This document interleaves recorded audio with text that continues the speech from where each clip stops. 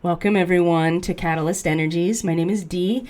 Thank you for joining me for this astrology report. I'm so grateful that you're here. We are going to be talking about eclipse season. So tomorrow or tonight, actually, because it is the 18th as of this recording, tonight into early tomorrow morning, we are having our full moon lunar eclipse. This is actually an image of what a lunar eclipse usually looks like because the Earth is casting its shadow on the full moon. So I thought it would be appropriate to put this image up as we start. So we're going to talk about the astrology of the next 6 months, the major themes that are going to be unfolding as we embark on this time tunnel. And we are also I'm just going to give you a very quick rundown of what is an eclipse, why does it happen, what is the astronomical reasons for it, why they are so karmic, because eclipses are in fact very karmic because we have the nodes of the moon directly involved. This is why it's an eclipse. And then we'll go through the charts. And there is a very specific chart that I'm going to share with you that is very inextricably linked to the next 6 months and these eclipses. So as I share it with you, some of you are going to know what it is right away. Some of you are going to figure it out along the way. Either way, I'm going to share with you by the end what the chart is because it is very much linked to this eclipse. So we also can be able to connect the micro, our own lives, our own inner lives, to the macro during this time. So let's get right into it because there's a lot to information to go through. So I want to start here, and this is how I usually do my daily medicine transmissions, especially if this is your first time here and you're finding this report. Welcome, and thank you for being here. And this is usually the progression here where we start out with some more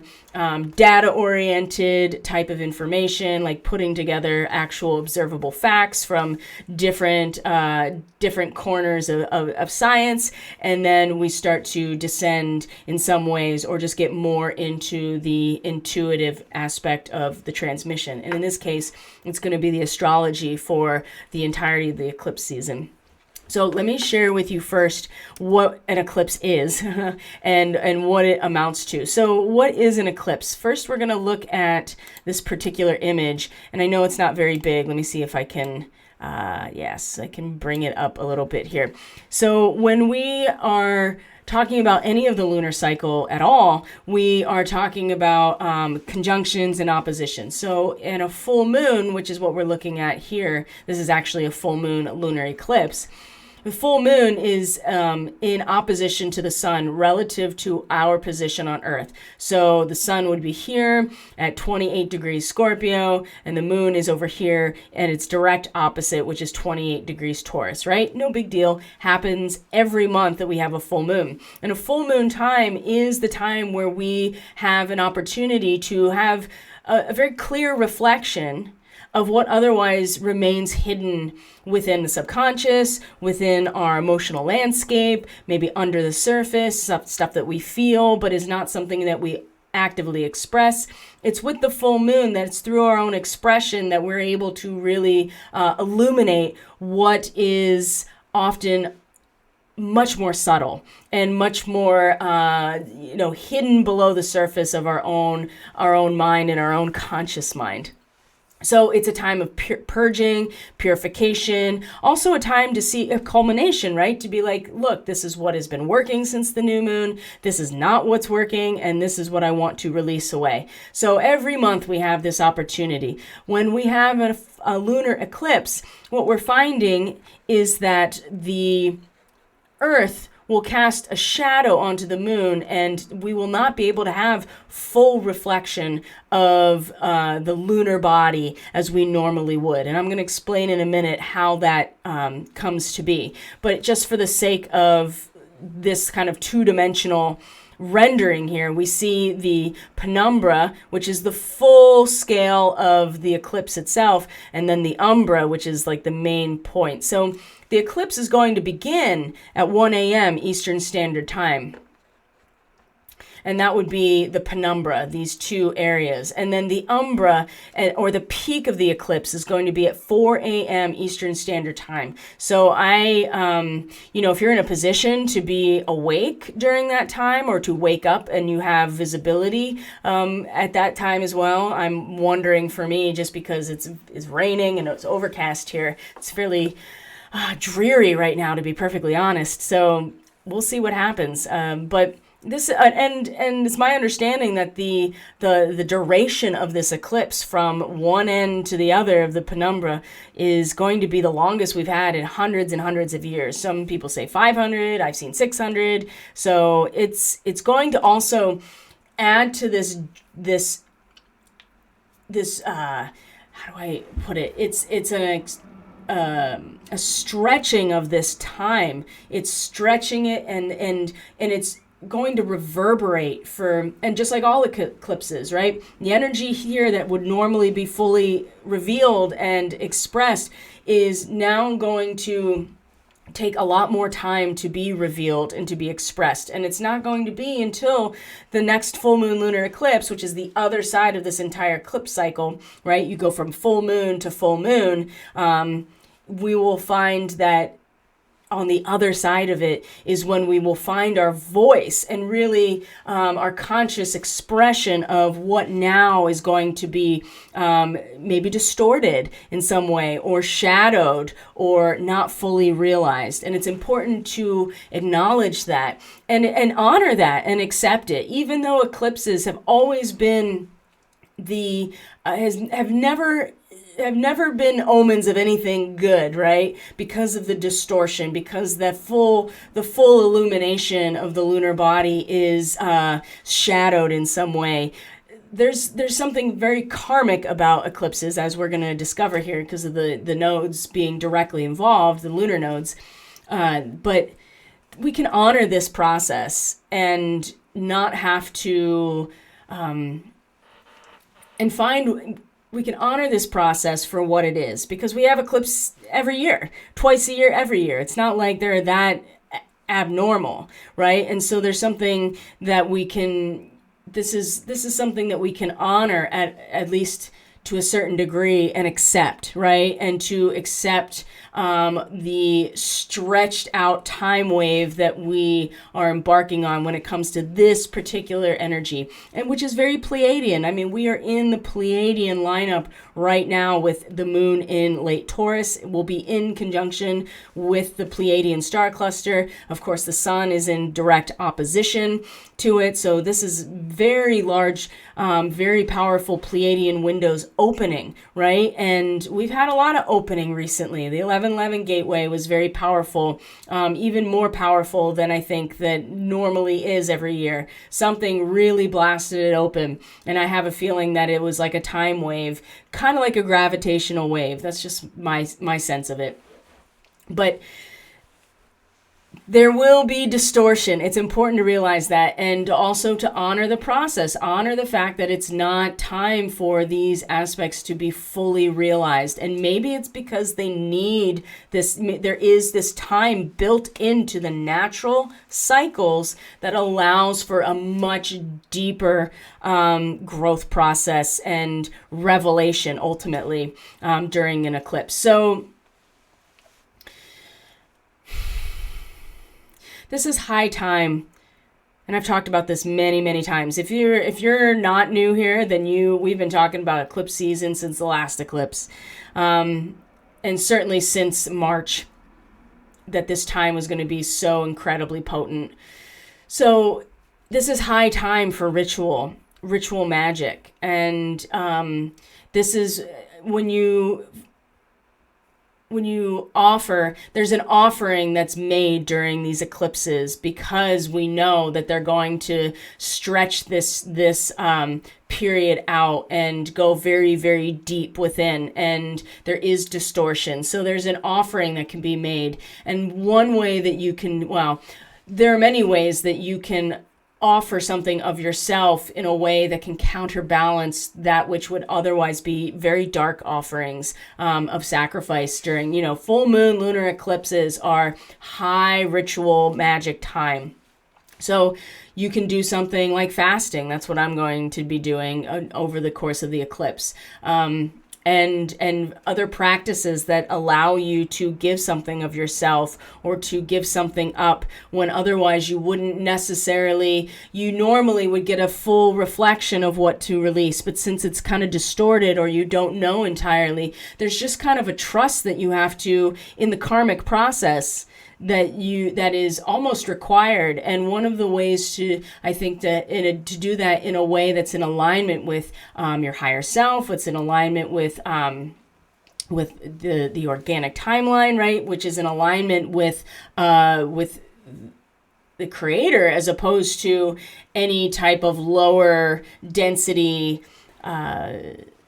perspectives, is to give something of yourself. Right? So fasting is one way to do it, because food in particular, nourishment, even something as intense as like even fasting from water too, you are giving up something that you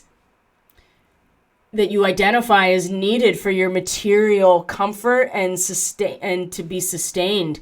And when we get into the astrology, we are going to see that before we get to the eclipse, like the very beginning of this eclipse, this lunar eclipse, because we still have a solar eclipse too to talk about, it will be initiated by this trine between Venus and Uranus that is what an ally. If we can really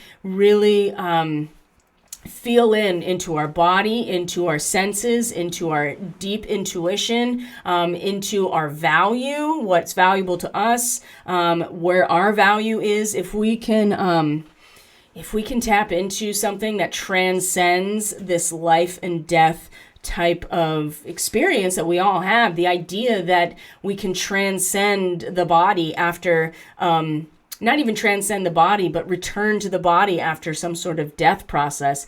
This is very much in strong connection to Uranus, also in Taurus, which has really been challenging us to let go of the baggage that we can't take us through this process. And it's not baggage, it's baggage that we've created for ourselves. That's really what it comes down to, is that we have created these situations as a result of a very natural ambition to accumulate resources, all kinds of resources. And it's a natural part of being in form.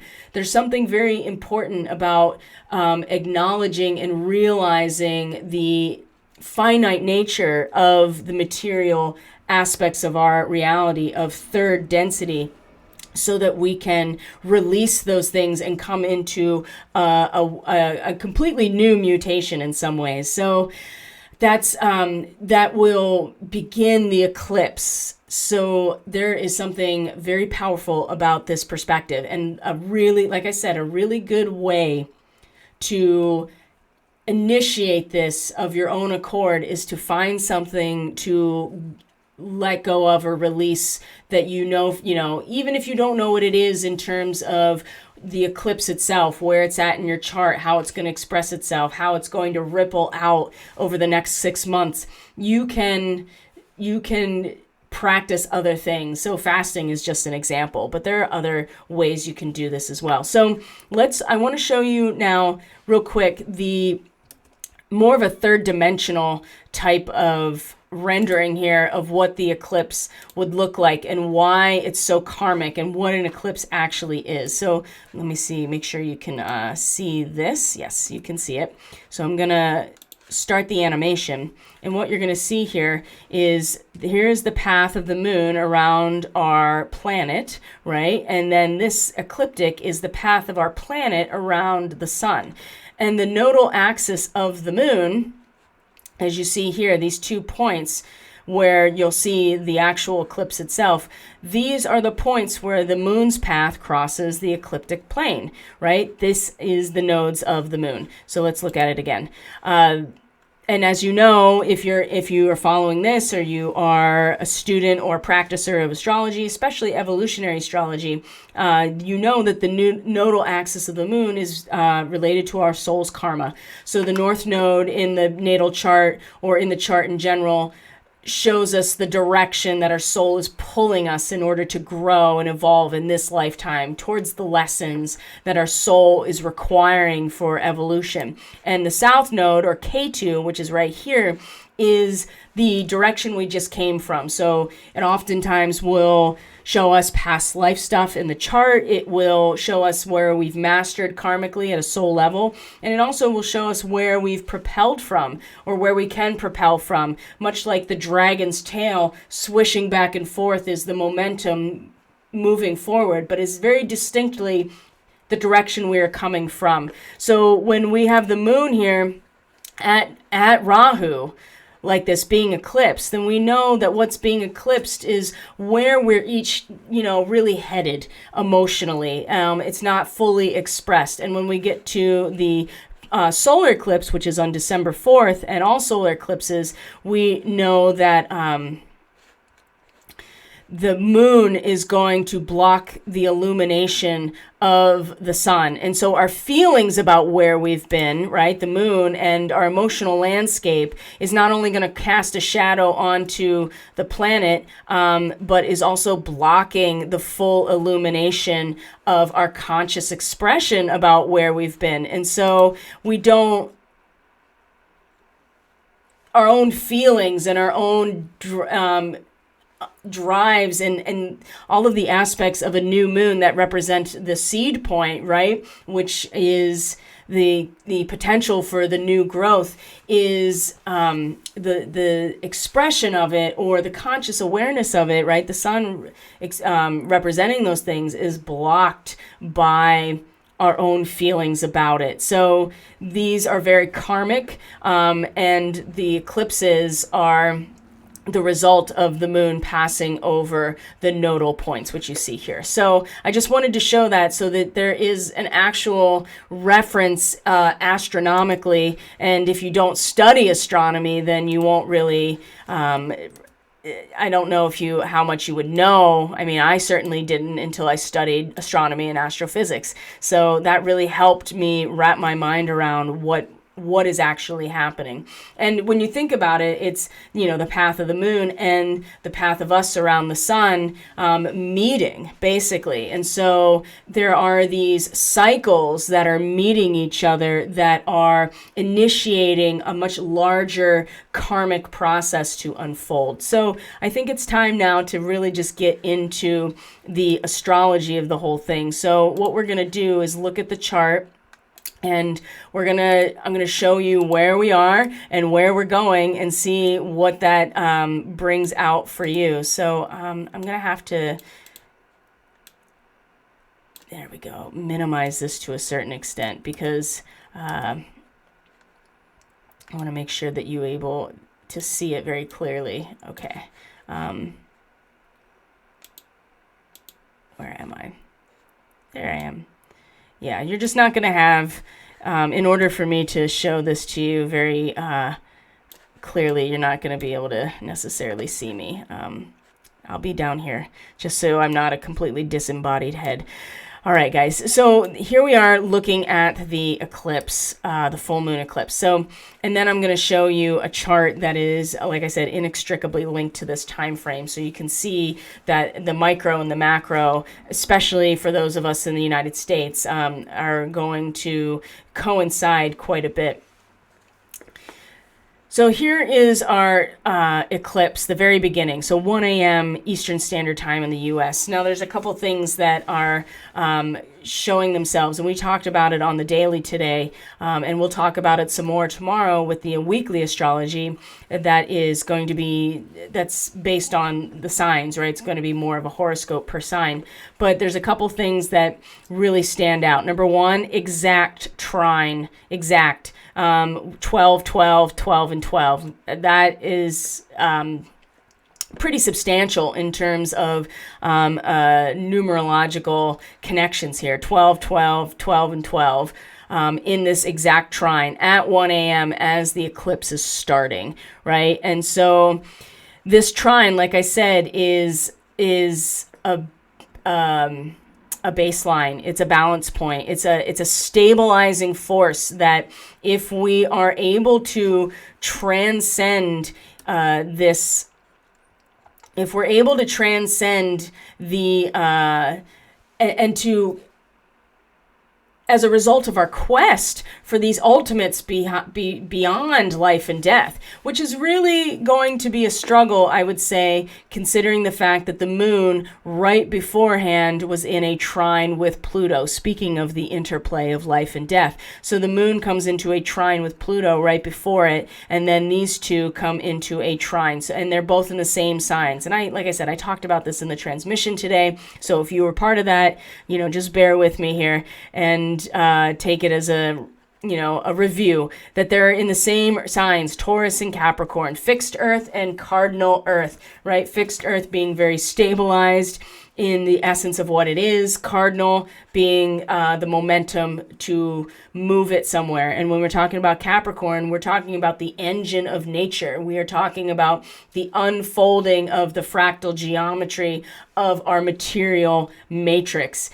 So very grounding, and these two in a trine as the eclipse is building is saying a lot. And so with Venus, in Capricorn, it really has certainly stabilized us in terms of our value and what we value, who we value, what's important to us, what appeases our sense of security and comfort.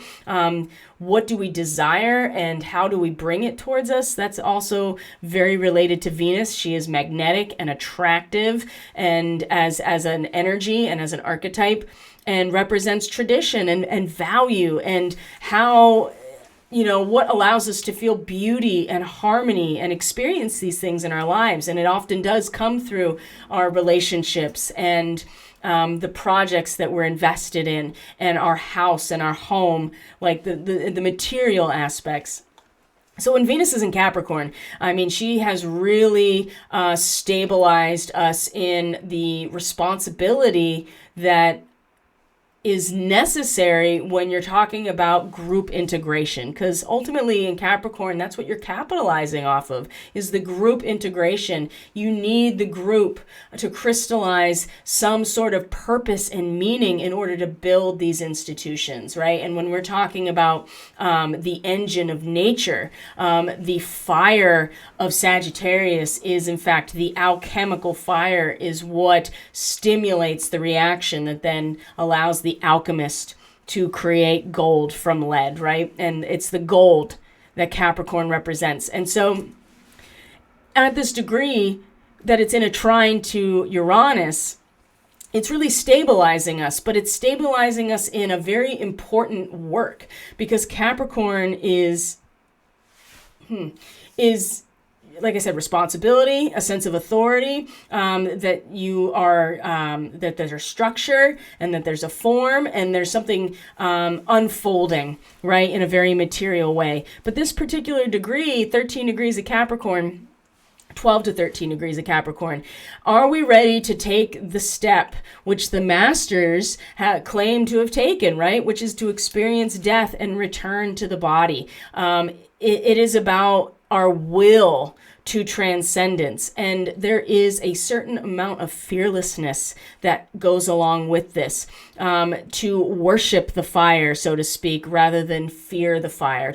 How about to revere rather than worship? How about to revere the fire, to honor the fire, to be fascinated and to respect fire rather than be afraid of it? Because when we respect it and give ourselves the time to really meditate upon it, we start to see beyond life and death processes, right? There's something about the purification of fire, because it is the fire that renders the bird to ashes from which the phoenix is able to rise. So this connection through Venus is making it very palpable, right? Something that is going to be very directly felt in our bodies, in our relationships, in those things around us that have value to us. When we can see beyond those things, and see and go on this quest for the ultimate beyond this connection to Uranus in this moment is really, like I said, a huge stabilizing force, and is going to give us the ability to get through, I would say, to really hold it together and to find a stabilizing point through, especially into January, and really mostly November and December. There's some very challenging transits that are coming. So, and I'll show them to you, and you can write them down, and you'll be like, oh man, that's right. Oh, Saturn squaring Uranus on Christmas Eve. Geez. I mean, that's just an example. It's really, so if we have the will to transcend, which means a fearlessness, a sense of what it takes to really capitalize on something, that we're responsible for what is being created together. And so we all have a role to play, and making, taking that attractive, charismatic, magnetic quality that Venus allows for all of us, and to use it in a way that benefits not just us, but the collective. And we reach a point where we can really respect and revere the purifying nature of fire, to show us that there is more than just this physical nature, which is something we really need with Pluto involved in Capricorn. And the trine to Uranus is going to be how we are able to walk through the threshold of this Uranian stargate in Taurus, right? That's consistently, this could be, oh my gosh, this could be like volcanic eruption. This could be literal. This could be earthquakes. And then this could be the same thing in a figurative sense as well. But there's something here that if we can really find the will to transcend the material aspect by respecting the very element that purifies while it destroys, we're going to be able to manage the disruption of Uranus in Taurus that is really challenging us to shed the baggage as much as we can. And it's hard to do when we have all this Scorpio energy, because there's such a strong urge to produce something in Scorpio, right? It is the drive that pulls us together to commune, and that creates karma, that creates anything, right? Resources, power. It could literally lead to creating another human being, if you want to think about it from a reproduction standpoint. It certainly can create from ritualistically and energetically in Scorpio. So this is a really important thing to have right before the eclipse starts. And so what about this eclipse, shall we? That was that. And then so we move to the heart of it here.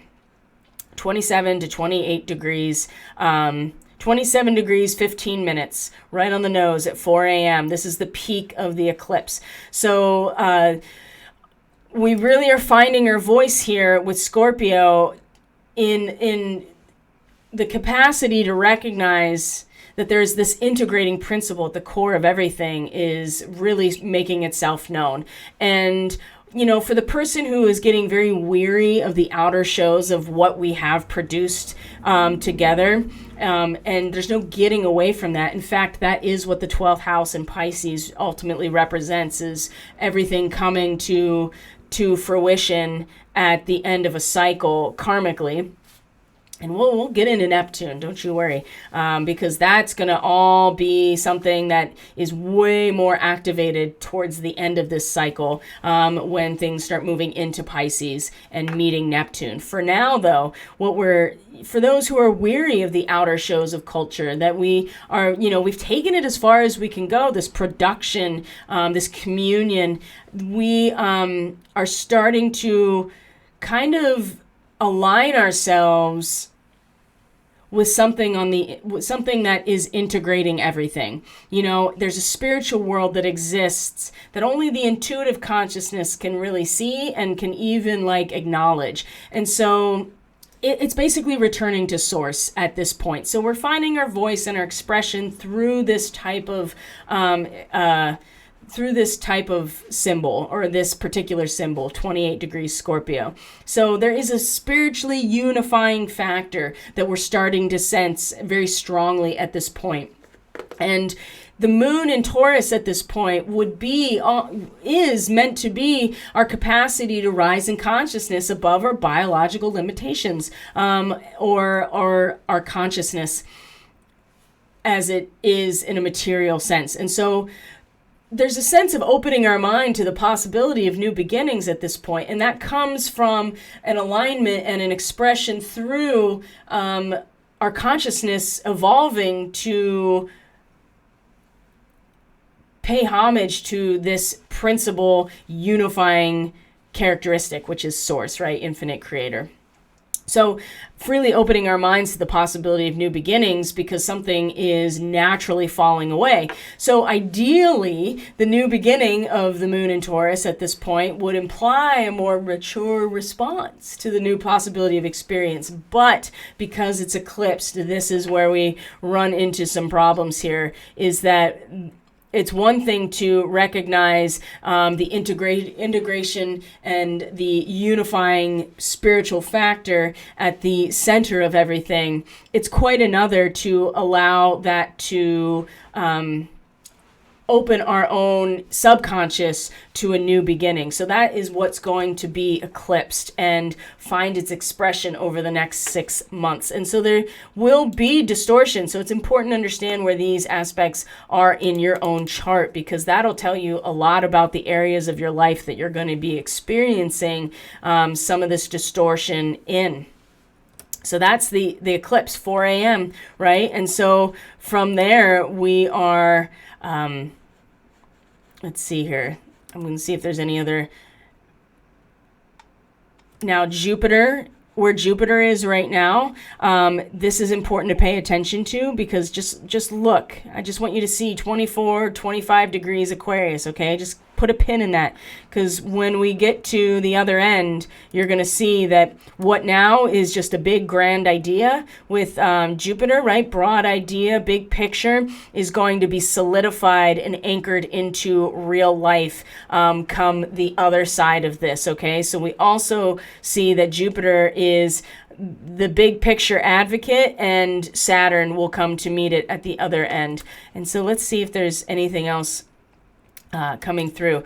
So I want to show you how this is gonna happen. So here's the full moon eclipse tonight, and what we're gonna do is we're gonna look at where it's all going at the other end, and you can see that everything is going to consolidate over into these areas. What's something else that you notice about everything here? Well, what I'm seeing is that everything other than Pluto is direct, right? Uranus will have station direct. Neptune will have station direct. Chiron will have station direct, okay? Everything is direct. Now, by this time, we'll have had and then Mercury's retrograde. We're going to have 2 Mercury retrogrades in air signs, right? Still part of Mercury's air elemental year. So it'll be retrograde in Aquarius, and then we'll also station retrograde in Gemini by the very end of this cycle. So you can see that everything is consolidated, and there it is right here. There is Saturn at that same 24 to 25 degrees of Aquarius where Jupiter is right now. So if we go back just a little bit here and show the actual eclipse itself, this is in May, just to see where this is all going. The sun will be in conjunction with fixed star Algol, which is the head of the Gorgon or Medusa, and is going to be in a T-square with Saturn in Aquarius, okay? So this also is important to see that this is going to be solidified and brought into a structural form and crystallized, that which Jupiter is now giving us a lot of grand ideas, big picture connection to it. And this has a lot to do with transmutation of our emotional energies, mastering the Aquarian energy, and Aquarius is in fact the human collective, right? If Capricorn is the engine of nature in a material form, the human collective or humanity in general is something that is beyond that, because we have conscious awareness of who we are in relation to the natural world. And there's some serious power involved with that. So we see that everything's going to consolidate, right? We're going to Neptune is going to be impacted by everything that's going to come along. We're going to be in Pisces and Aries and in Taurus. And the only thing over here will be a retrograde Mercury in Gemini. So things are going to consolidate by the end. So right now they're very spread out. So you can also see that the time, it's spread out now. And as we get closer, time is going to contract, it feels like, and get a lot more rapid. And that's because everything's going to be so close together in terms of our perspective here on Earth. So let's go back here to this. Now let's look at what is going to unfold during the rest of November, because it's already halfway over, right? So we have a Mercury Cazimi that is going to be happening on the 28th. Right, so after Thanksgiving, and it is actually going to be, if we go further here, we're going to find that it's going to be just on the other side, of 7 to 8. So we're in conjunction with Antares at this point.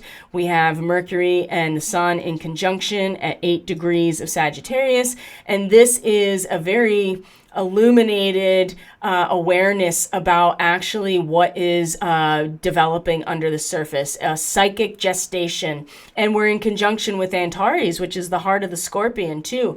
So right there is kind of our first awareness of what the meaning of things and how it is developing under the surface in that alchemical fire. The cauldron is still heating up, and it's still melting everything down at this point. And this moment will be an awareness of that, very strong, very bright, very light bulb going off type of awareness right to our conscious mind, and even into our nervous system in some ways. This might be a very, I would say, more like an upload, but because what we're going to become aware of is what is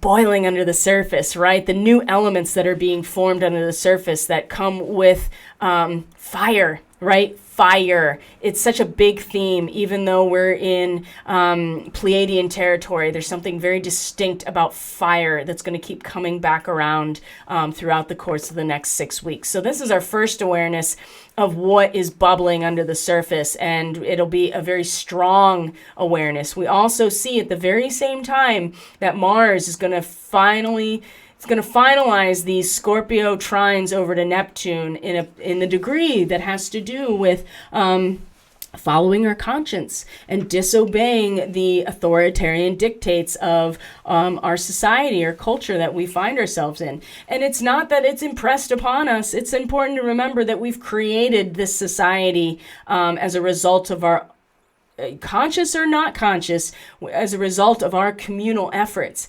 And so when we stand up and say no, it's kind of this realization of I actually am not okay with this, and there's a rectification. Now, what this with Mars involved here, at this point, and the sun has already passed. Mercury just had this trine today. So by the time Mars gets there, it's going to be, this is where people are really going to push back. You may find that there will be actual law enforcement or actual soldiers who are going to say no more, or they're just going to be a very aggressive and forceful disobedience. Now, part of that is having to take responsibility or face the consequences. It's not enough to be like, I'm going to say no. You have to accept that when you say no, the power of this communal situation, whatever it is, as a culture, for instance, is going to push back or find a way to, it's not just going to accept it. The thing about Mars in Scorpio is it's very powerful here. So this will give us a lot of bravery, a lot of courage, a lot of almost just like, almost stubborn, almost. It's really, though, just like, I'm not afraid. I'm not afraid to go into this space, and I'm not afraid to say no. And this will probably be the most forceful of these trines yet, because it is Mars in home territory of Scorpio. And again, it's going to be in trine to Neptune, which is just diffusing everything within us down to our connection directly to Source, and trusting what's coming, trusting the newness of what's coming, trusting the spark of life that will be really exemplified by some sort of spiritual revival when Neptune gets into Aries. And we'll cover that, because that's going to be, I do believe it's going to be, it's going to be within up to 2024. So in the next couple of years, it's going to be happening.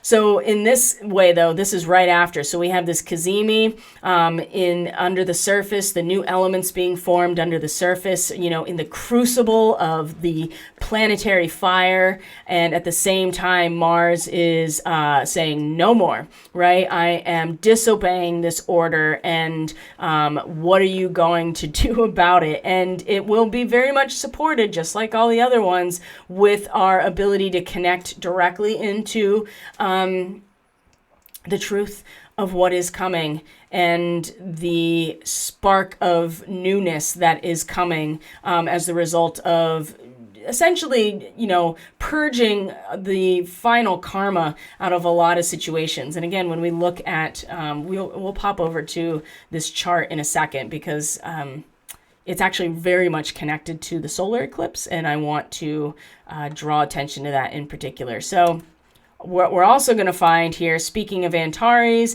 and fire, is that we're going to see that Mercury and the Sun are both going to come into a trine with Chiron, also still in conjunction with Antares. So again, heart of the Scorpion. And, Antares means not Mars, which is kind of funny to me, but it's because it has the same nature as Mars, but not more of the scorpionic version of Mars as opposed to the Aries version of Mars. So this trine here, as Mercury and the Sun reach this point and trine with Chiron, we can get right to the heart of our wounding really strongly, get right to the heart of it, get to the specific essence of it, and it will be very triggering, I think, because even though it's a trine, it does you are going to bring out the Chiron wound when you are talking about the heart of the Scorpion. It's inevitable, right? And so the trine here is that we're not going to have to do anything about it. It's just going to come out, and how we address it is really going to make the biggest difference. And I think that there is a potential to heal, although it'll probably take us through the fire of our own wounding first in order to see it for what it is. And this is the very end of the month where this is happening. So And from here, when we come into December, and this is the reason I'm spending a lot of time here, and we'll spend more time with the astrology tomorrow on this channel, is because it's this window between the eclipses that seems the most important right now. So what's going to happen on the 1st and the 2nd is Neptune is, there we go. Neptune is going to station direct right on the 1st into the 2nd, okay? So we're also going to have the moon meet Mars at this point. This is something that will be addressed closer to the time, because I don't want to get too caught up in the specifics, all these minute details, because there's a lot of ground to cover. But that's the big one. Neptune's going to station direct, and the fog machine's going to turn back on, and we're going to have to be much more capable of sifting through or being able to use our discernment and our intuition as the fog starts to thicken and and it rolls in, right? And the smoke machine turns on, and we're like, I don't know which end is up. I don't know what I trust anymore, because we had all that time with Neptune retrograde to really get that understanding within us. And then it becomes something that we will interact with in our external experience now that Neptune is direct, and will be so powerful. If anything, it's going to be our opportunity to test ourselves based on everything that has happened so far in terms of discernment and our ability to trust what's happening. I'm not suggesting trust the plan. Trust yourself. Trust yourself. Trust your connection to source and your intuition, and you will be guided. But you have to do that, because now we're going to go into the test, because then we come to the solar eclipse. Okay, and this is where we're going to bring in the other chart here. Oops. First, I want to show you the actual eclipse itself, because it's in conjunction with Mercury in Sagittarius, and this is a retribution to the max, okay? 12 to 13 degrees of Sagittarius is a widow's past brought to light, okay? This is a very, this really represents, it's kind of like an avatar in some ways, where if it has not been purified up to this point, it will cloud the next cycle.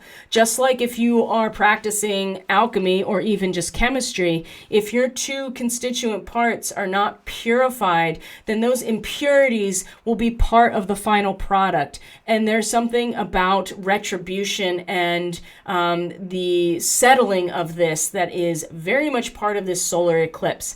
And again, it's eclipsed. And so how we feel about it is going to very much block and cast a shadow onto the earth and block our expression of this. And this is why, again, that it'll be something that is drawn out for many months, because we're not getting a full initiatory new moon, new seed type of experience. So not only will it not unfold throughout the course of the lunar cycle of December, it's going to stretch out over time into the spring. And so the next solar eclipse is going to be, if we look ahead just real quick, because they're like bookends. So it'll be the full moon eclipse to full moon eclipse. And then in between those are the two solar eclipses, like mirror images. Boy, oh boy, the mirror image. And again, here's the 30th of April. We're going to see the next solar eclipse, which will be in Taurus in conjunction with Uranus. And then we'll move on to a next cycle. But what you're going to see, look at this, Venus and Jupiter conjunct in Pisces. Oh boy, that's another thing that's going to happen during this cycle, is that Jupiter is going to enter Pisces. Man, that's going to be a sigh of relief.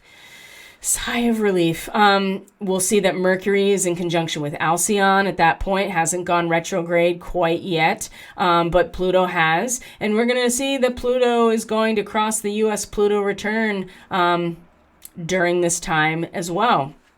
So we'll see that, again, all this consolidation.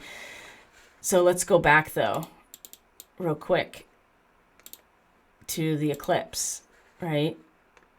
Conjunct Mercury.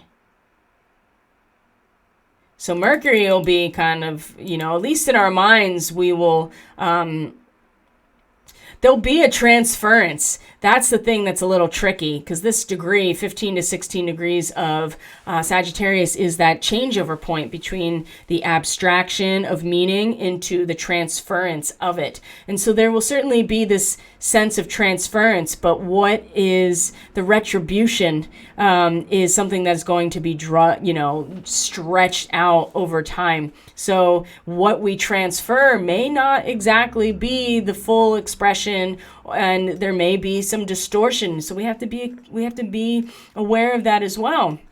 And we see Mars is about to square Jupiter, and these types of transits are sometimes these squares are actually really good for keeping us in check, right? So one aspect isn't going way out of hand, because Jupiter and Mars they're both rule fire signs, so they certainly can burn out of control in their own way. And so these squares kind of put a stop to it, but it also keeps us in our lane, which is, I think, really important.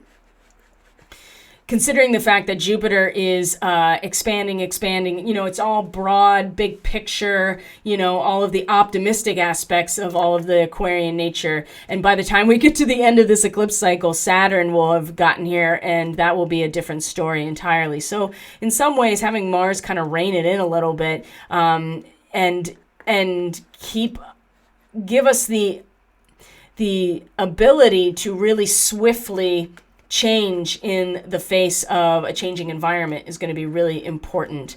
This whole thing, though, is tricky. And we see Venus here getting into conjunction with Pluto in her transit of Capricorn. But the big one, too, is that Neptune is now direct. So let's look at this chart I want to show you. And if you already know what it is, then good on you. And if not, it's okay, because you will find out eventually, and then we can go from there. So if we're looking at this natal chart, this is the natal chart on the inside. On the outside are the current transits. You can see right here the transits for right now, which are meant to really reflect everything with the eclipse. So what you see here is, look at that. The ascendant is right with the solar eclipse. So this chart, this ascendant is where the eclipse will be. So whoever and whatever this chart is going to be initiating a massive retribution and change in the very identity that makes it unique from everything else. Because that's your ascendant, and your first house is the baseline of your personality. It's what makes the individual the individual. It's a subjective experience. And with Sagittarius, that means that Jupiter is the chart ruler of this entity. So following Jupiter along the way is also very important, just in general, as we're reading this chart. But we're going to see that this eclipse, the solar eclipse, totally begins a process of retribution and purification of the very identity of this entity, and will, again, stretch out over the next 6 months, okay? So there's a couple things that are inextricably linked to this process. So we're going to find that the 6th and 12th house are big deals for this entity. So the karma, right? The karma at the end of a cycle then has an eclipse on the very ascendant. So we see that everything coming into this, including the South Node, Vesta, the Sun, Mercury, and eventually Mars, all coming in to clean up. Clean karmic house, right? With the Sun and Mercury and then Mars. So it's giving us a lot of ambition and action behind it, and our mental manifestation powers, right? Are the magi that we are, or the how our nervous system works, right? Mercury, but it's really the realm of the mind in general and our creative expression. And of course, asteroid Vesta, who represents the flame at the heart of all of it, that sustains everything, our own spiritual flame at the center, and what is at the center of the entity in general and the community, and also the South Node, right? Which again makes it very karmic in terms of the eclipse, because it's going to be so close to where the South Node, or K2, currently is, that we're cleaning up a mess here, and a very a very karmic way to then make space for what is going to be initiated with this eclipse. This is a very difficult time.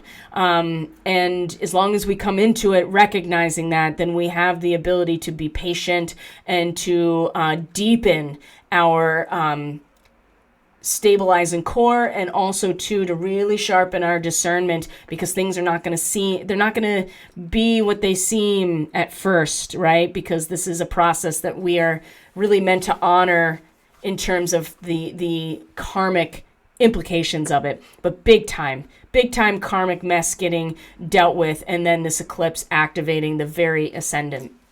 So when you look at where everything is in this chart, you can see, look, we have a sun in conjunction to Sirius, right? A Sirius sun. We can see that the Pluto return is, I'm giving it away now. The natal Pluto is at 27 to 28 degrees Capricorn, which is going to be coming into its own Pluto return here in the next couple of months. Of course, we're going to see, actually Saturn had been sitting in conjunction and still is with the south node of this entity. So Saturn is really anchoring in the past soul work, the past karmic mastery of this entity. And if you remember 6 to 7 degrees Aquarius, that was the cosmic egg breaking open into a brand new form of something. That is really important to consider. And so let's move on. Let's move on to the big stuff that's happening with this whole eclipse season in general. So we're going to find first, the first thing we're going to do is, there we go. The first thing we're going to see here, nope, that's not it. Too many windows open. Pearl Harbor Day, we're going to find the first square with Neptune. Now that things have moved into Sagittarius, they went from trine to Neptune. Now they're going to be square to a direct Neptune. So this is mutability. We have a direct Neptune, which makes it even more powerful, much more diffusing and dissolving out in our external environment and that which we interact with outside of us, right? It's just going to be that much more powerful. And then we have mutable fire, Sagittarius, that's going to be squaring this. So this degree, this 20 to 21 degrees of Sag, where Mercury and the Sun and Mars are all going to square Neptune, is the idea that the meaning that really stimulates our action to create something or synthesize something, or the understanding that really is the base of the meaning that we give to our relationships and to what we're creating. There's a sense here that we're not quite there yet, right? And there's an anticipatory type of energy here where we know we're going to get somewhere. We know we're going to grow into something. We anticipate that that's going to happen, but we're not actually there yet. So one of the actions that can be taken, especially in this degree, is the idea of taking the elements or the accessories or any kind of representation of where we're headed or what we want to grow into, and use it to play or to make believe, right? It's the idea that if the shaman puts the mask on of the deity or the ally or the entity that it is trying to bring forward, that for all intents and purposes, eventually that shaman will become that being or that entity. So it's kind of a fake it till you make it, but it's more about the meaning of it is what's important, and our growth into that is something that we can activate and we can act on, but we're not quite there. This is going to square, all of these are going to square Neptune throughout the course of this cycle. And So this will be very difficult because we will really be able to conceptualize and even find our voice and certainly act on where we're trying to get to. And every time it's going to spin us out or dissolve us the minute that Neptune touches it in that square. And remember, Neptune's in the same degree. So again, it's going to be even harder to trust and to know where it is we are headed, because it will become even more confusing and foggy and watery and dreamy, right? And full of fantasy and propaganda, and like I said, just totally diffused. So when we're trying in some ways to act in accordance with where we know we're going by using the items that represent the meaning of that, right? We're going to be met with, I wouldn't even call it resistance. It's just going to dissolve it every time it touches it. And that's going to be I think that's going to be very difficult. So Pearl Harbor Day is December 7th. This is going to be the first one where Mercury comes along and makes that square to Neptune. Things are going to be so nebulous during this time. I feel like that December especially is really going to test us. And it's going to feel so dark, and our power every time we try, either in our expression, in our mind, in our mental capacity, in our voice, and in our action, every time it's going to just dissolve it away and really leave us feeling kind of powerless. And there's so much to be gained from accepting this, and not saying that we should just roll over. What I'm saying is that every time this happens, it's going to reinforce how important it is that we sharpen our discernment and really become very adept at our ability to access this space. Pisces in the 12th house is where mystics swim and the psychotics drown, because it is full immersion into all there is. And the morphogenetic field, right? The Akash, past, present, and future, all of it, and all of this overlapping. So I very disempowering every single time, especially in December. So it's important to keep that in mind and to be prepared for it. And again, knowing where these aspects are going to be happening in your chart is really important. To understanding what areas of your life and what other aspects are going to challenge or enhance that in any way. So again, Venus is getting very close to very, very close to Pluto, and will station retrograde right after meeting Pluto. The moon will be in Aquarius, meeting Saturn too. So in some ways, it will, I think in some ways this is going to be even more of a challenge, right? Because normally we would, it's only going to be a challenge if we can't allow ourselves to find some quiet and be inspired by something that is not going to come from our action necessarily. So I want to, let's visit here. Oh yeah. It says this is going to be, oh yeah. So the moon's going to meet Saturn and really give our feelings and our sense of emotional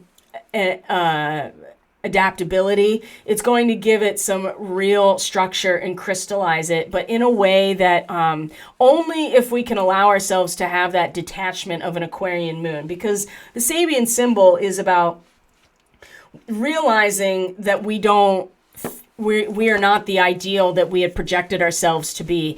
And also, too, that other people are not the ideal that they've projected, or that we've projected our ideal onto other people. We have to accept people for who they are. And yes, this is going to be a very difficult day. But this moon is kind of like our one saving grace, in that if we can identify what this, how this feels, we can give ourselves some structure and some form of, and bring our emotions kind of down to reality with Saturn. then I think that it will kind of help stabilize, or at least give some type of foundation, or even a skeletal system to us, when otherwise we're going to feel very disempowered, and like we're going to just melt every time we try to step into manifestation, right? Every time we try to, it's just going to be met with like, we'll just dissolve it away and just dissolve it away. And it's going to be a recognition here and a very serious one, right? Really giving our emotions some seriousness and some authority to just be like, you know what? Every time we try to project that ideal onto ourselves or other people, we're going to be disappointed. We have to actually meet ourselves and each other exactly where we are as unique and as fundamentally authentic humans. And I think that's going to really help in this situation, because like I said, this is going to be very difficult. And Mars is going, right after that, Mars is going to square Jupiter right here. And again, there's that aggressive glorification. Oh boy, that's going to make it even more intense. On Pearl Harbor Day, with Mars in this degree, it's just going to be this aggressive glorification of cultural values, and like really being more forceful about it than we've been so far. And in a square to Jupiter, again, I told you these Jupiter squares with Mars really can keep us in our lane and keep us from maybe acting on something that we would regret later, or also getting too confident, or in this case getting too caught up in the delicacy of things, right? This is, the big picture of Jupiter is only about big picture, right? There's no details involved, and there's certainly no action necessarily when we come to Aquarius, other than the action of being in alignment with humanity. But it's also the recognizing the delicacy of feeling that is really the mastery of the Aquarian realm, because we are talking about it is air, it's fixed air, but it's the water bearer. We hold the spirit within us as a human collective. So again, the square to Mars will help keep us from going too far in one direction or the other, thankfully. This is a very kind of like reality check here with Mars and Jupiter. This is, again, Pearl Harbor Day is going to be interesting. So then Venus comes into its conjunction with Pluto at 25 to 26 degrees, 25 degrees and 19 minutes of Capricorn. And there are there's a hidden realm here in Capricorn that we don't see, but we know is there, because that is in fact what we're getting at when we are starting to make the transition from Capricorn to Aquarius, aren't we? We realize that there is more than just materialism, and this connection between Venus and Pluto is going to allow us to almost to attract to us. It's like everything will fall apart. It feels like everything that we value within ourselves and other people, and the elements of our life that allow us to be comfortable and secure, are going to just be completely torn away, under the power of Pluto. But at the same time, it's going to allow for us to get a sense of the underlying energy that is creating these matrices of reality in general. And so on the surface, it's going to seem kind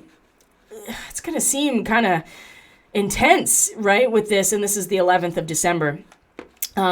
But what it's going to allow for is a communion or a connection, or at least our ability to pull into us, the underlying energy that is really responsible, like I said, for the manifestation of these matrices. There's something more than materialism, and it might take the destruction of that which is materially valuable to us at a group level, right? And at an institutional level that will allow us to actually feel into this and to see it and to be transformed by it. And at the same time, look, you have Mercury at the galactic center at the same time. So And these are in what we would call a semi-sextile, right? A 30-degree angle is one sign apart. So they are harmonious, but it's subtle, right? There's a subtleness here that is, while Mercury is at the center of the galaxy in reference to us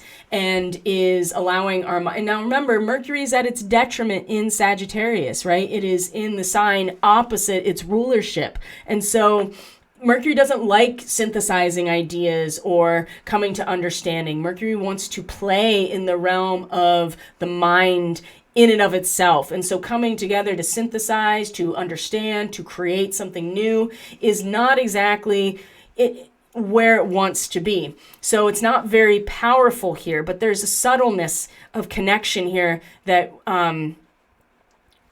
if Mercury, our minds are able to really, I think, gather in the very deep lesson that's going to come from this conjunction. We can see where it is that we can, because the galactic center is about sculpting our own self into form, right? This is what the galactic center really represents.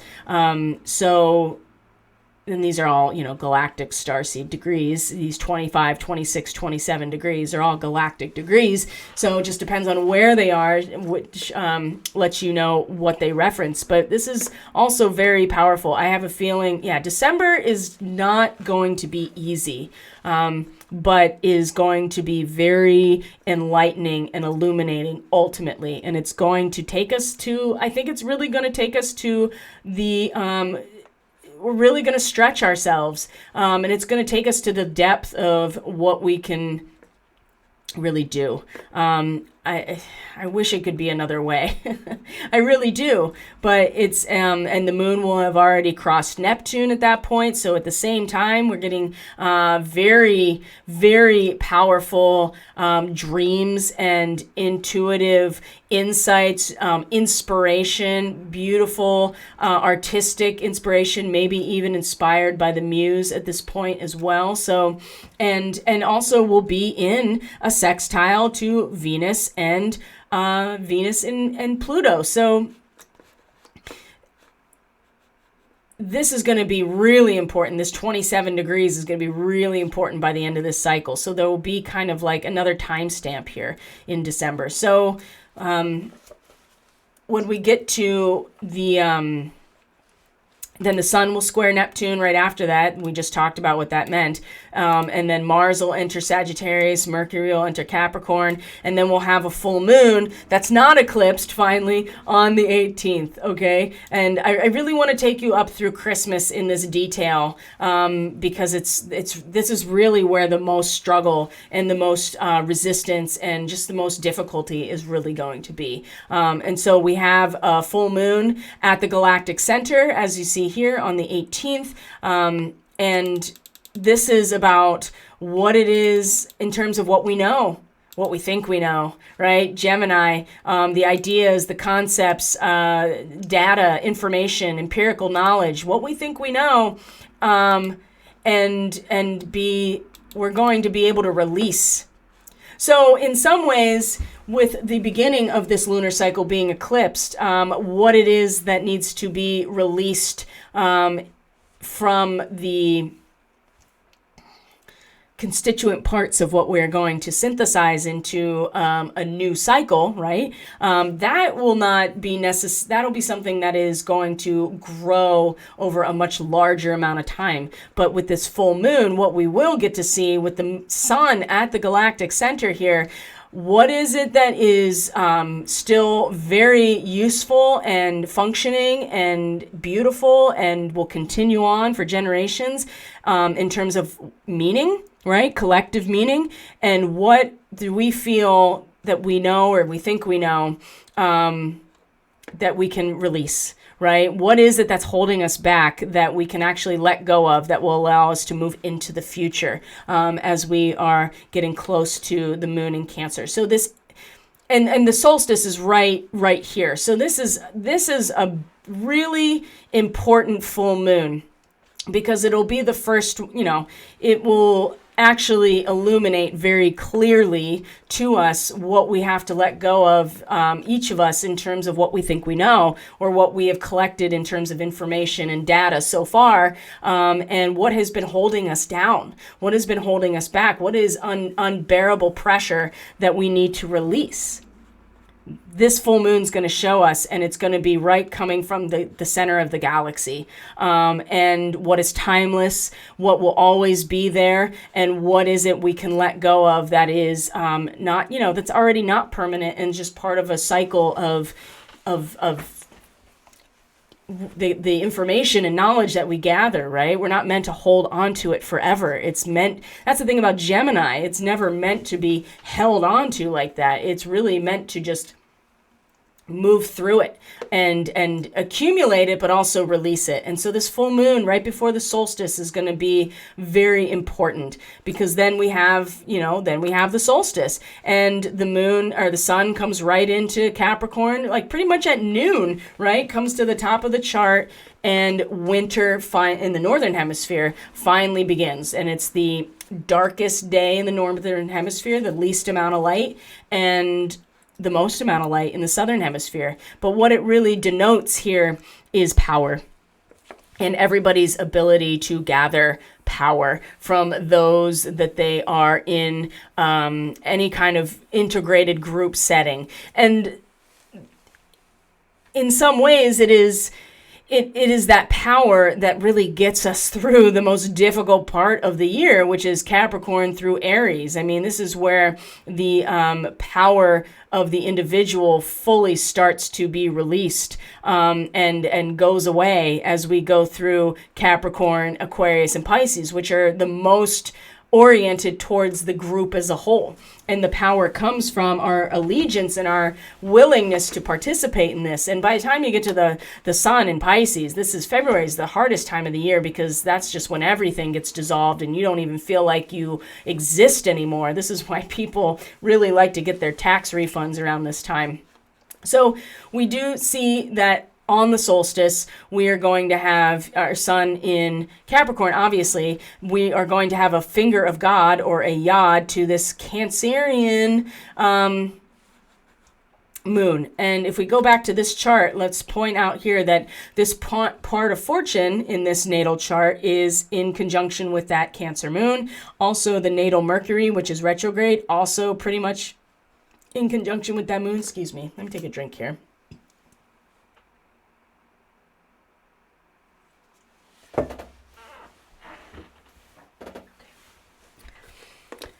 And part of fortune, which is also too in direct opposition to this entity's natal Pluto. And in evolutionary astrology in particular, we look at Pluto, but as the soul's default setting for transformation, but we also want to move towards Pluto's opposition point at a soul level, for our own evolution, or for the entity's evolution. So it's actually in conjunction with part of fortune, which shows you how in a natal chart that native or that entity, the direction and the ways in which it will gather its success and its fortune. And so where this entity is really going to realize their success and fortune is also directly related to where we want to go at a soul level. This entity wants to evolve to at a soul level. And this is where the moon will be at the solstice. And so there will be and moon in Cancer, very powerful. So we're going to have a very strong intuitive, maybe even psychic connection here to what this represents. And it has a lot to do with having the ability to maintain a sense of inner security and protection as everything around you gets destroyed, right? And that is the trajectory and the area that this entity finds its success in its full lifespan is this point. So we're going to get a strong sense of that too at the solstice, okay? And then we're going to, Mercury is going to square Chiron. Where are we at here? Here's Mercury. And has already moved into its square to Chiron. That's already happened. So Chiron is already stationed direct by this point, and Venus has crossed Pluto and is now stationed retrograde. So they pretty much stationed retrograde on the same, well, direct and retrograde on the same day. So the solstice feels like, obviously it's a turning point, but it's, we also have this yod, or this finger of God, going to this place as well. And there is something about, especially this degree here of Cancer, that, yeah, it's really about returning to your inner sense of integrity and character and core strength that we're going to be feeling as everything starts to consolidate into all the areas of the chart that have to do with the social organism as a whole, right? As our sense of individuality starts to really go away, and the only things that are really keeping it are Chiron, Uranus, and Rahu. So the moon at that point is also going to kind of steady us and at least give us a chance to be like, okay, this is who I am. This is what I'm faithful to, loyal to, and this is how I'm returning to a sense of core connection that is so much deeper than when I am protected and surrounded by those who love me and care about me and are faithful and loyal to me too. So this is, and then because when we get to Christmas Eve here in the Western world, that, the people who celebrate Christmas, I mean, here we got directly Saturn and Uranus in another square. And this is where the tendency here is for us to really start to look at and start to really identify what it is we could have, right? And to consider some other options, right? If you've ever, window shopping is a great way to describe this degree. And that is, you're not making any commitments. You're just kind of, going out and seeing what is there that can be, what's there that can be, consumed, or something that you can have, right? You're taking an inventory in some ways of what's out there that you can have. So this is going to start changing our perspective a little. But the thing is, and it's Uranus too, so it's showing us the gateway into our own awakening and to our own kind of evolution, right? That there's maybe more that we haven't looked at yet. But Saturn in Aquarius, of course, in a square, oh my gosh, these two, when they square each other, it is just, it is, I mean, it is so disruptive. And it's the idea that we're all, we're all, and there's nothing wrong with this perspective, by the way.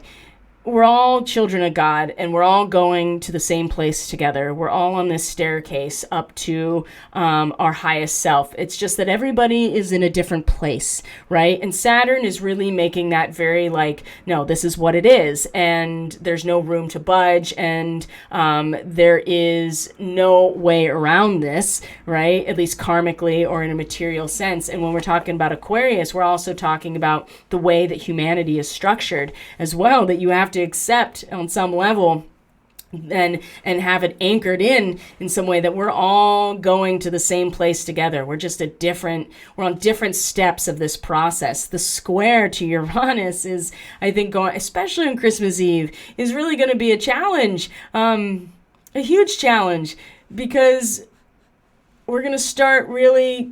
And remember, it's retrograde still, right? So this is all kind of going on within us, whereas Saturn is very much like, nope, this is the reality here. We're maybe starting to consider that there are different pathways to go. We're taking inventory. Oh, maybe we could have it a different way. Maybe my pathway to awakening, I never considered this before. Maybe I never walked down this street before and looked into this window shop. Oh, that's nice. That really appeases my senses. I'm really interested in that. But there's no commitment necessarily made. But again, this is the pathway to awakening. And certainly when Saturn and Uranus are in a square to each other in general, this is just like, these two are foes. So when they're in a square, especially a fixed square, I mean, the thing about Uranus is that we can just, like disappear. Like we can just walk through this interdimensional portal and not even, not even acknowledge the boundary of time and space that Saturn represents. But I do see too that there is a very significant battle here. In terms of humanity in general, and then in terms of the material objective reality that we're all interacting with on a daily basis that makes up the material world. So there's going to be a battle here between resources and humanity in general and what these two represent. And when fixed squares like this come to meet each other, they just crumple. Except Uranus is going to be like, okay, I'm out. I'm just going to I'm just going to go through this interdimensional portal here and just be done with it. So Christmas Eve, oh my. And then Christmas Day, again, in the Western world, if we are also connecting to this, is Mars in conjunction with Antares is in a trine to Chiron. So then we do this again, right? Mercury and Sun were already there, and now this is happening. So again, Antares to Chiron. Now that Chiron's direct, oh boy, man, there is going to be many battles on Christmas with this square and with this trine as well. Like just getting right to our woundedness, and not even our own. It's going to start coming out of other people that we are interfacing with in some way, and Mars is just going to go right to battle. It's just going to be like, you know what? I'm just going to get right to it, and it's going to just like pull people right into their wounds. And when we have this Saturn and Uranus square the day before, it's just going to make it that much more intense. Let's just put it that way. So one of the things I did miss actually that happened around the, yes, here we go, the solstice, like just a day after, is that Mercury comes into a trine with Uranus. So this is going to start now another round of where Venus had been, but now it's going to be Mercury and the Sun and Mars. They're all going to trine Uranus in Capricorn. Let me see here. I want to get it exact.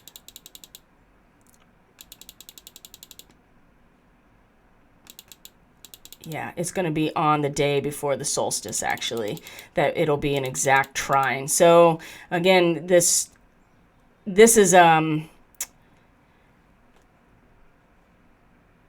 investigation, right? If we are willing to investigate, this is going to help this square immensely coming into it, because this is about getting into the hidden realms of the natural world, right? Being willing to explore the usually unseen mechanisms for the natural world. And with Mercury involved, our mind will be very involved and taking it very seriously too.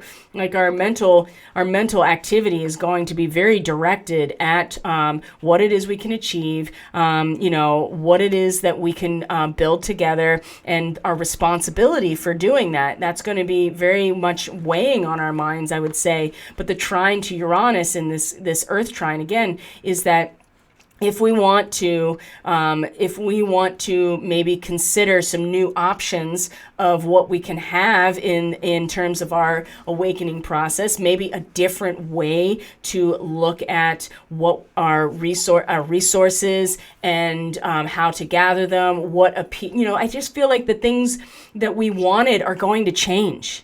That's going to start changing. And at first it's going to change within us, right? We're going to start feeling like, hey, this is going to help me on my transformational process a lot more than I never thought about it this way before. I never wanted these things, right? And we're going to start reconsidering that. And it'll come from, I think, a really, our mental or individual mental initiative and ambition in some ways to really explore the underlying mechanisms that hold us all together. So that can certainly be in reference to all kinds of different social institutions and business and money, because Capricorn is the functioning of these large institutions. But it's going to be from our a really strong drive, mental drive, and a sense of mental responsibility and exploring these realms in order to maybe see something we haven't seen before, and considering wanting something that we never realized we wanted. That's going to be really important, because then we come into the solstice, right? We talked about this before, and there's this yod to the Cancer moon that's in conjunction with this entity's natal chart here, which is also in opposition to their natal Pluto. So we know that this area is where this entity ultimately at a soul level wants to get to, is this very like a strong return to the natural world in some ways, and a natural, not so much a natural world, but a strong return to the cohesion of the smaller group and how powerful our bonds are together. And when you can do that, you can maybe introduce things into your reality that otherwise you may not want to. Ooh, that makes a lot of sense now that I'm saying it out loud, with this trine to Uranus at first, and then you come into the solstice. Okay, and then we have, again, the Saturn and Uranus square. We have Mars at Antares in a trine to Chiron. Keep in mind that this is going to be very painful for people, but boy, oh boy, we can really, if you don't succumb to the poison of the Scorpion, it is going to heal you, kind of like homeopathic medicine would. And then as we move on from Christmas, coming into the last week of 2021, what are we going to find? Number one, thank God, Jupiter moves into Pisces. That's going to be like a sigh of relief. Mercury is going to meet a retrograde Venus at 25 degrees of Capricorn, which is where Pluto is right now, right? Which is all of the beautiful cultural and artistic traditions that we rely upon. Mercury meeting a retrograde Venus at this point is going, again, this is like reconsideration of what's valuable to us, especially Venus retrograde. So there's a lot of this reconsideration that's going to come forward towards the end of December that is very much supported by what's going on here. We can see a T-square here with the moon now in with Saturn and Uranus. So they just came off that square, and now there's a T-square with a Scorpio moon, and it's going to be very close to where the new moon is for this full moon lunar eclipse is in Scorpio. So coming back around to this point, creating some tension with Uranus, and it's going to be, strangely enough, it'll be this square with Uranus and the square to Scorpio with Saturn in Aquarius that's going to allow us to realize that we're all exactly where we need to be, and everybody's where they are meant to be on their progression. And the more we can realize that and accept that and take some responsibility for that, then the easier or the more compassionate we can ultimately be. And with Jupiter coming into Pisces, not only is it going to expand on resources, because Jupiter loves to be in Pisces, it's definitely its home territory, because that's what Jupiter does. It expands on resources, but it's also going to expand our understanding and our big picture into the feeling and the experience of being together, which is where real compassion and forgiveness comes from. This is really when things are going to start turning at this point. It's going to be towards the end of the year. The sun is going to square Chiron. So we have these Capricorn, and this is something that's already happened with Mercury too, square to Chiron. And so the sun's going to square Chiron also. It's really going to test our ability to stay in attunement to the larger natural world and those cycles in relation to our ability to stay focused on our own development and our own growth and the potential of what we could become, right? Because that's where Chiron is making its most, it's making its appearance the most. And again, it's outside of us now, so we're going to be experiencing these in relation to the external world. Things are really going to be happening outside and in the macro with all of this stuff. Now that Neptune and Chiron are also direct. But the square here, again, are we in attunement or alignment with universal rhythm? Are we able to stay in that alignment in the face of being, pulled off of out of our own potential and pulled away from the concentrated attention we need in terms of our own potency to create ourselves, because that's where Chiron is going to keep pulling us off track. So when we come, and then we'll come into the last days of 2021, and we're going to find here that Mercury is going to be in a conjunction with Pluto. Boy, oh boy, this is going to be quite an awareness of what is hiding under the surface and what is really it's like an underground river, right? And maybe even the Schumann resonance in general can be very much connected to this degree. So Mercury, our magician, right? The process of being a magician, meeting Pluto. And this is a very strong awareness of this and ability to manifest from this too. And at the same time, becoming aware of what is being destroyed in this way as well. So we come into the last days of 2021 in terms of the calendar, and we come into 2022 with the sun in a trine to Uranus, like right away, first thing in the morning. Overnight even, is that trine to Uranus. And so now what we're really working with is watering the garden of our mind, and what is it that we're growing? What is it that we are cultivating?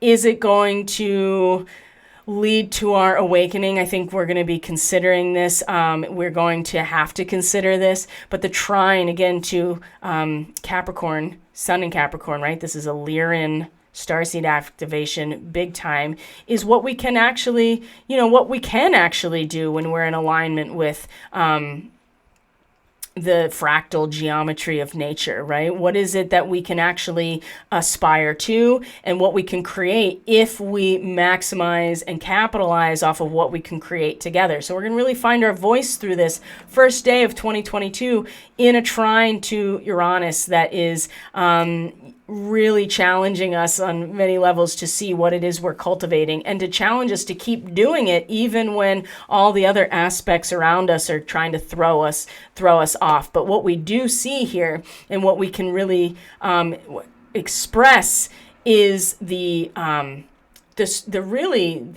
ambition and what we can actually accomplish together if we the most refined aspects of the natural world as a result of our own cooperation together.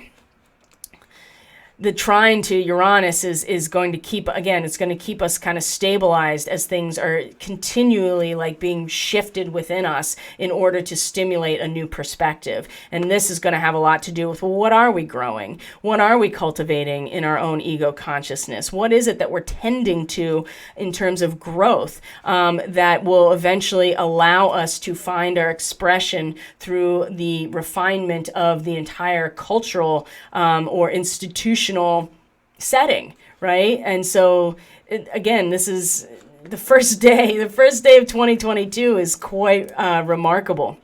And then we have a new moon. So this is going to be kind of where I end the specifics, and we just look at the major themes moving through the rest of the month. So the rest of the season. So this new moon is going to be, again, that fire. Remember, we talked about the very beginning how Venus is going to be in a trine to Uranus tonight before the eclipse starts, like at the very beginning, and how it's about fire. This is that same degree of the new moon. And so this is when we get the opportunity to put that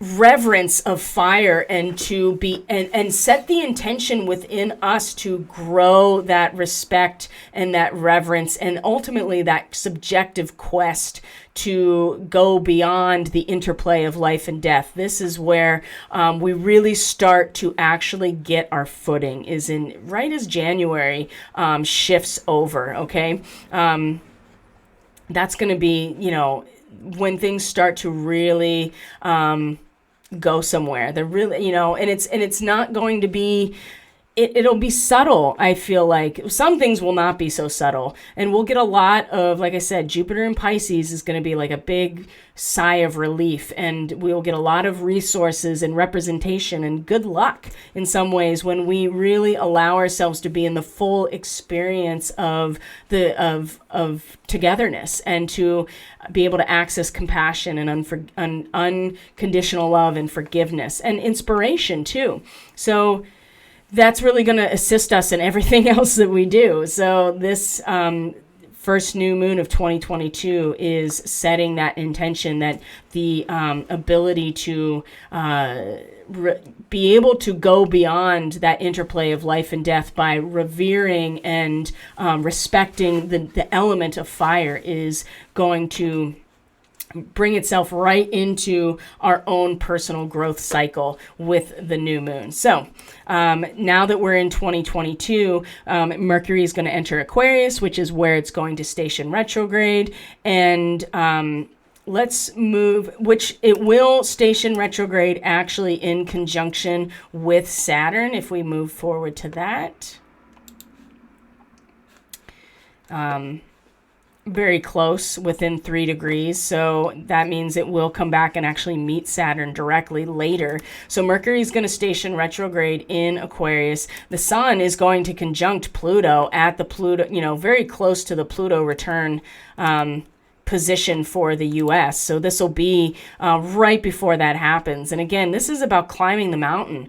And so the Sun and Pluto coming together, the ego and the expression can come directly from this very deep, powerful place that only is often accessed when we have to go into the shadow realm of who we are, right? Which is Pluto, go into the death of the ego. And so in some ways, this will be kind of like a death of the ego, but what it's also going to do in some ways too is give us, show us, what it is that we're reaching towards, right? Show us what we're reaching towards. What is the pilgrimage that we are on? Whose shrine at the top of the mountain are we trying to get to? And on the one hand, Pluto is destroying, but at the same time, it's creating space for us to find our voice through something potentially new at this point as well. And the full moon happens right after that. The full moon at the Pluto return of the United States, opposite the moon in Cancer. So, and we just talked about the moon in Cancer for this chart here and how important it is and how it's related to the soul growth of this entity. So the Pluto return of the U.S. is where the sun is, and we're looking at a full moon here in mid-January. So we're going to start getting a strong sense within us, and also too within the larger context of what we need to release in order to really fulfill this, ultimately based on this really powerful position of the sun with Pluto, right? I mean, we're really going to get a sense of what has to go at a ego level, and certainly with the full moon, we'll also see what is often hidden within us that we also have to release. And with the moon in Cancer, that will be fairly easy to do to a certain extent. It really depends on what it is that surrounds us. And when we're talking about the U.S. chart and the Pluto return, that might be a little difficult. And we might find ourselves back into a space where something is being taken away or really challenging our ability to stay stabilized. So Again, we haven't quite come out of it yet. I'd say February, honestly. The nodes have now the North Node is coming into direct conjunction with Alcyon, which is now the beginning of the Pleiadian karmic cycle here with the nodes, okay? So that's January, it's starting, okay? And as we move through, one more thing in January, Uranus is going to station direct, right? And the nodes are officially in Taurus and Scorpio at this point. So there is a lot that's happening through, and Venus stations direct at the end of the month. So Venus has gone through a lot of territory in terms of the value of our group integration and what we have created together, and went back over and was just like, am I sure about this? Is this really valuable to me? And then based on that, we're going to go forward again. And we see that Mercury is in its retrograde, just met with Pluto again, and then it'll do that a third time. So we have those crossovers as well, right on the Pluto return of the United States. And so it's certainly going to get pretty spicy here by February. So I'm going to just point out some of the main things as we move through February, okay? Because I know this is really long already. So number one, the big businessman behind his desk, the Sun and Saturn come together in Aquarius on February 4th. That's first. So I wouldn't be surprised if this isn't literal, but I wouldn't be surprised if there's something that does actually something actually literal that may represent this archetype of the management of the human collective and what that means. And the Sun meeting Saturn is going to be like such a strong authority that is backing our voice so much. So February, I feel like, is when things are going to start turning on. We're also going to see that Venus and Mars are going to meet in Capricorn as well. Mars is going to trine Uranus. This is part of a cycle of all these Uranian trines from Capricorn. Mercury is going to meet Pluto, right? All of these things are going to be happening. But we're going to also see on the 16th, we have a full moon, the last degrees of Aquarius and Leo. Now, something to consider about the Sun in Aquarius, it's at its detriment, okay? Because the Sun is the ruler of Leo, so it's at its detriment. So our voice, this is why February is so difficult. Our individual voice becomes so faint in the collection of the humanity, right? And so this full moon in a T-square with the North Node at Algol, for instance. Wow. And if you remember, this was the degree of the total solar eclipse in 2017, right here around this. The Sun was in Leo and the moon was in Aquarius, but it was at this same point. So by February, something else to consider is that if we look at this chart, look at where the moon is 27 to 28 degrees of Aquarius. That seems like that the Sun will be meeting the natal moon of this entity as well, which also that means that the eclipse in 2017, the moon eclipsing the Sun was in conjunction with that natal moon. I wonder whose chart this is. I don't wonder because I know, but I'm curious if people know already. So here's this opposition, and we're really coming into, there's an emergence, right? Coming out of a chrysalis on either end. And then in this T-square with the North Node in conjunction with Algol and the Pleiades, right? This is where we're going to start getting those time waves from the eclipse to come back. And this like Valentine's Day into... because now Pluto is at the Pluto return. Venus and Mars together on Valentine's Day at a Lyran starseed marking at Vega at fixed star Vega, okay, 16 to 15 to 16 to 17 degrees Capricorn. Wow, this is incredible. And then we have the Pluto return of the US. We have Mercury that's about to move back into Aquarius, and then on the 16th we have this full moon in a T-square to the North Node. Emergence, right? There's going to, even in its opposition, where there's going to be an emergence of something that has transmuted and evolved, that is going to start coming forward. It's just that it'll be in relation to how we feel about our own expression, and then of course finding our voice through the human collective in general. So either way you look at it, there's going to be an emergence, but the T-square with the North Node is really bringing us to realize that our soul's karmic journey at that time will have something to do with not only the full moon eclipse that's happening tomorrow or tonight, it's also going to be referencing Algol, right? The head of the Gorgon, and releasing it. Oh, wow. Releasing it. So those two things, the emergence, will be inseparable from whatever it is on a karmic level that we have to release in terms of the toxicity within us, that which is, it's just a natural progression that has to go.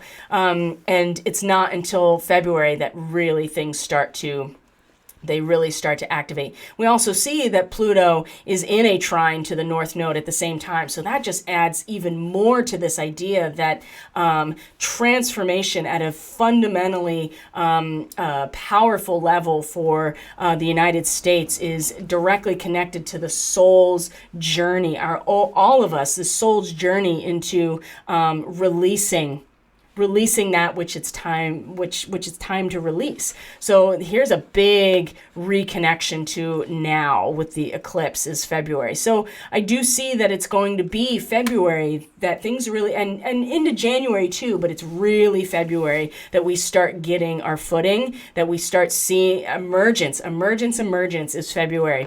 And then we start to move on from there. Let's see here. Then all of these Aquarian squares to Uranus are going to follow up. So we know that the sun already did that in Aquarius. So all of the stuff in Capricorn, besides Pluto, are going to come through and square Uranus along the way here. And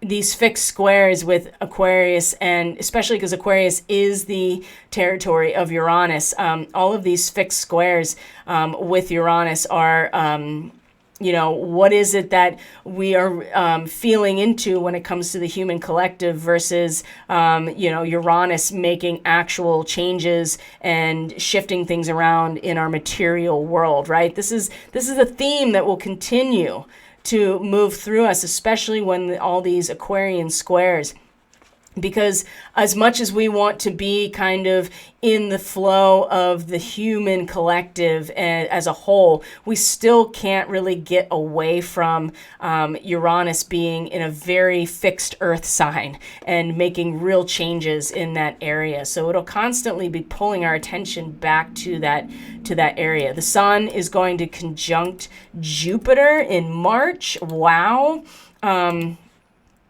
Right here, look at that. In March, the sun is going to conjunct Jupiter in Pisces. This is so inspiring and so expansive and very illuminating at a transcendental and spiritual level, and is really going to just so much expansion and so much really finding our voice in the experience of being part of the collective. And this is also a very strong Syrian activation, actually. 15 degrees of Pisces,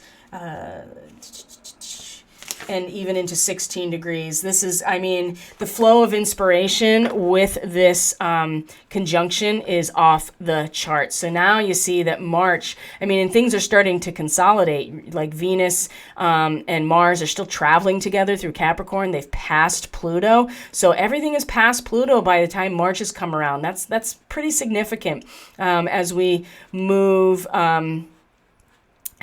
through this eclipse cycle. And let's see what else here. We're going to And then we're going to start coming into conjunction with Neptune. The sun's going to conjunct Neptune. There's going to be a full moon with the sun in Pisces as well. And the equinox is on the 20th. And then Mercury is going to conjunct Jupiter. You know, it's going to get really watery and very cosmic and very inspiring by the time that March rolls around, even though it's also going to be a time where we feel, the diffusion into everything else. But there's something very necessary about this, I feel like, that is going to give us the inspiration that we need as we are coming into the conjunction with Neptune in particular. Venus is going to meet Saturn at the end of March. Right now, you can see it's all consolidating. It's all consolidating at this point. And by now, Mercury and the Sun are in Aries. We have passed the equinox point. Jupiter is about to meet Neptune. And this is an incredibly purifying moment in April. Let's see here. Let's move. Yes, here we go. In April, we're really getting to our Dharma.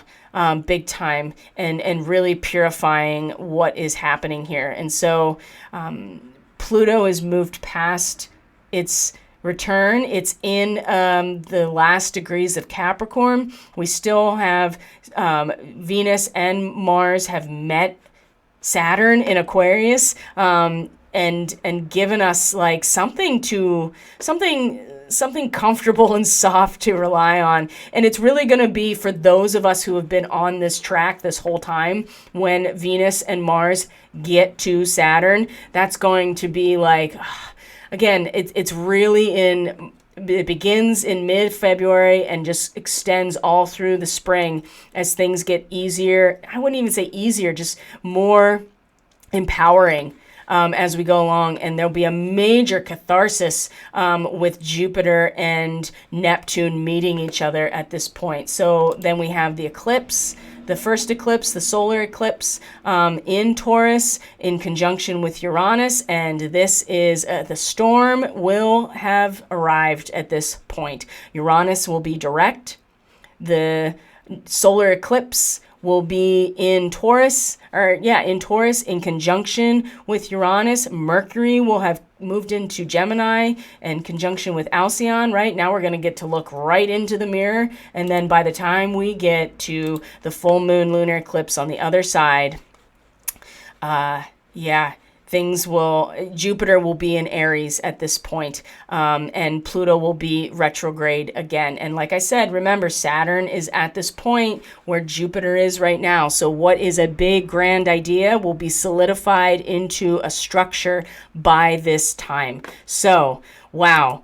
I'm going to leave that there for you guys. I know that is a lot of information, and it's worth it to go back over many times. Now, something to consider is that, there's weekly astrology, there's the daily transmission. So every time we, interact with all of our choices every day, it changes the dynamic of the geometrical structure that we're all living in. So even though I'm giving you these fixed points in time that represent these archetypal geometric connections, how we respond to them is changing all the time. So just remember that, if you want to keep on that and really track the progress, it's important to, get down into the weekly and into the daily as well. And that's, certainly plugging a real good reason to stick with this channel or anybody else's astrology channel that you seem to resonate with, but also too, just to stay connected to your journey, because it's about to get very dark. And it's important that we honor that part of our cycle and that we honor the karmic necessity of just kind of turning in and really trusting the natural process of things, even eclipses. So I really recommend that you and really invite you to find some sort of practice that will allow you to stabilize yourself through this process. And just to remember, February is when we start to come back to ourselves and we start to be reinvigorated. which is so bizarre for February, but that's when it's happening, right? That is when the emergence is going to really find itself. And I'm looking forward to that time, and we can keep looking toward that time, but we also have to be present with now. And even if it's uncomfortable, we still have to be present with it and be part of the process. We have to still be part of creating the process to get us there. Right? It's important to realize that too. So thank you for being here. I truly appreciate each and every one of you. If you are interested in a reading just like this, oh, I forgot to tell you, and just in case, this is, in fact, the birth chart of the United States. Oh, where am I? Sorry.